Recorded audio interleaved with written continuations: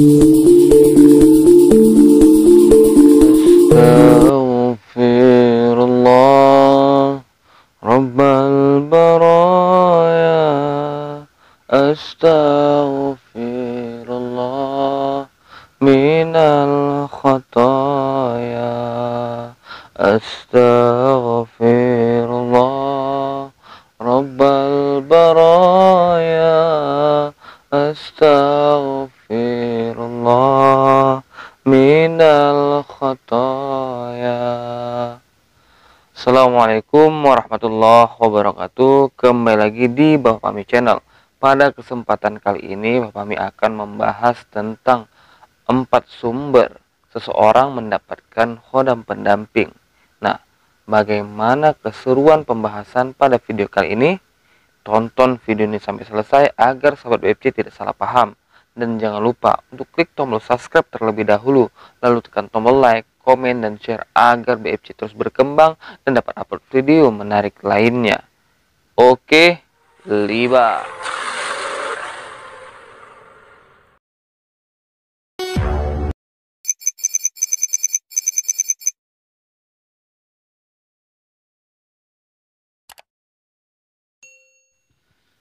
Alhamdulillahirrabbilalamin. Wassalatu wassalamu ala asyrofil anbiya'i wal mursalin wa ala alihi ajmain. Pertama-tama mari kita panjatkan puja dan puji syukur kita atas Allah Subhanahu wa taala yang mana sampai saat ini kita masih diberi kesehatan, keselamatan, kekuatan sehingga kita dapat berjumpa dan berkumpul di Bapak Fahmi Channel.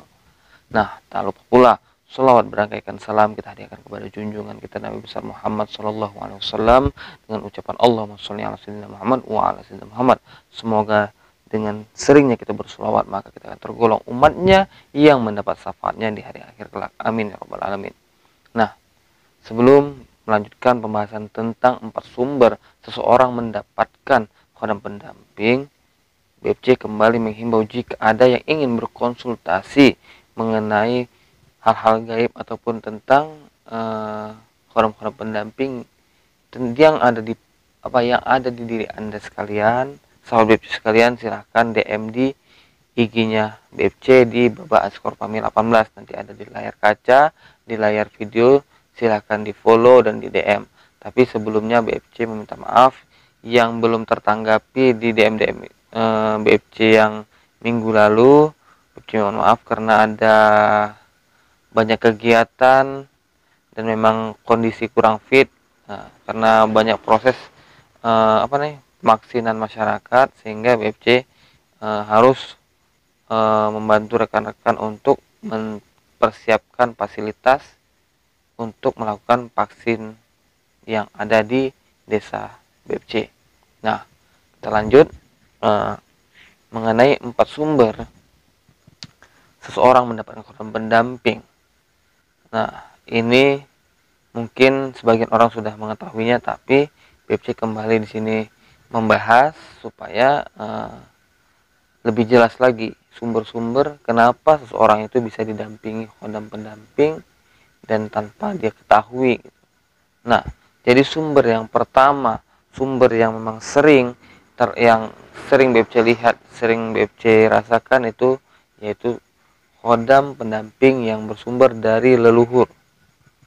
Leluhur Anda yang terdahulu itu bisa dibilang hadir untuk mendampingi anak cucunya, dan memang bentuknya itu yang mungkin khodam ataupun keilmuan leluhur kita dulu, sehingga ketika leluhur sudah tidak ada maka turunlah dia mencari darah keturunan dari yang dulu pernah ia dampingi gitu. Ya, jadi pertama itulah khodam yang berasal dari leluhur. Nah, tuh. Dan yang kedua berasal dari guru ataupun pembelajaran ataupun ketika mencari muhid gitu kan. Misalnya BFC mencari guru nih spiritual, sehingga nantinya ketika BFC belajar segala macam itu kan yang ada pada guru BFC itu kan ada kemungkinan ikut juga karena ada ikatan sudah. Jadi ketika mungkin bahasa itu meminjam maunah ataupun kekuatan ataupun misalnya khodam, kalau memang kita lagi ada apa namanya nih, butuh gitu kan, kita bisa memanggil ataupun menggunakan yang ada pada guru kita tadi. Tapi ini dalam arti mungkin ya ketika kepepet ataupun apa gitu kan, memang eh, bisa saja otomatis gitu ya, yang dari guru itu datang menghampiri untuk membantu gitu. Nah itu jadi yang pertama dari leluhur, yang kedua lagi dari guru, dan yang ketiga ini dari tirakat ataupun amal-amalan yang kita lakukan gitu. Nah, dalam arti ini kita nggak berguru, nggak ngapa-ngapain, cuman kita mungkin pernah mendengar ataupun membaca suatu amalan yang mungkin yang bagus diamalkan gitu kan dalam kehidupan sehari-hari, sehingga karena sudah kebiasaan, sudah menjadi rutinitas, dan itu bisa memanggil ataupun menarik salah satu khodam yang memang bukan dari turunan dan bukan dari guru untuk hadir datang mendampingi kita dengan keterikatan tadi, amalan tadi, tirakat tadi, tanpa kita sadari itu sudah memanggilnya gitu. Nah itu yang ketiga. Dan yang keempat, yang terakhir adalah ya bisa dibilang bahasanya itu ketempelan gitu. Nah jadi ketika sahabat BFC pergi ke sana kemari, mungkin dari gunung, pantai, dan di jalan-jalan, ketika memang ada tempat-tempat yang memang mempunyai penunggu, mempunyai sosok-sosok gaib, ketika saudara BFC atau sahabat BFC itu lewat, ya dia merasa tertarik, dia bisa ikut. Tapi hal-hal seperti ini bisa jadi banyak yang negatifnya gitu, dan sedikit yang ada yang positif gitu. Kebanyakan yang didampingi ketika memang bepergian tanpa sadari gitu kan, misalnya dari gunung A, gunung B, di misalnya kan biasanya sering tuh mahasiswa ataupun uh, orang-orang yang memang suka berpetualang itu, ketika bepergian itu bisa kemungkinan besar ada yang nempel dan ikut tanpa disadari gitu. Tapi hal-hal seperti ini nih, banyak hal-hal yang negatifnya nih yang ikut gitu.